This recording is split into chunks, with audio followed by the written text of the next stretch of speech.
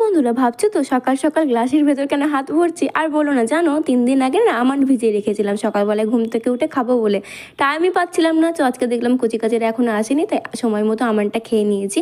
আর এইদিকে দেখো টিউশন পড়িয়ে ওদেরকে ছুটি দিয়ে দিলাম। মাকে জিজ্ঞাসা করলাম, মা জলখাবারের জন্য কি রান্না করেছো? মা বললো একটা তরকারি বানিয়েছি, মুড়ি খেয়ে নে। আমি তো বন্ধুরা মুড়ি খাবো না, তার জন্য দেখো এসকা পিঠে বানিয়ে নিয়েছি একটা, তো সেটাই চিনি দিয়ে খেয়ে নিয়েছিলাম। আর আজকে দেখি সূর্য মামা উঠেছে, বাপরে কোন দেখে যে সূর্য উঠেছে, বাপরে বাপ। এই কদিন এত মেঘলা মেঘলা দিন করেছে, আমি তো মাথাতে একদম শ্যাম্পু করতে পারছিলাম না। কালকে যেহেতু পিকনিক আছে, আজকে আমাকে শ্যাম্পুটা করতেই হতো, তো ভগবান আমার সহায় হয়েছে। দেখো আজকে রৌদ্রটাও করেছে। এদিকে দেখো মাথায় শ্যাম্পু করে একটুখানি স্নান করে নিয়েছি ভালোভাবে শাওয়ার মেখে। এদিকে দেখো রেডি হয়ে গেলাম একটুখানি। তারপরে দেখো ভুলে গেছিলাম হেয়ারে একটুখানি সিরাম দেওয়ার জন্য, তো সেটা আবার দিয়ে দিলাম। এদিকে যেন নেল পালিশটা রিমুভ করবো ভাবলাম, তার জন্য নেল পালিশ রিমুভারটা নিচ থেকে নিয়ে এলাম, কিন্তু ওপরে এসে দেখি তুলো নেই, তার জন্য কাপড় ছিঁড়ে নিয়েছি, কাপড় দিয়ে না নেল পালিশটা রিমুভ করে নিয়েছি। তারপরে এদিকে দেখো নেল পালিশটা পরে নিলাম। আর একজন আমায় কমেন্ট করেছিল, সেই কমেন্টটা আমি দিয়ে দিলাম, নাম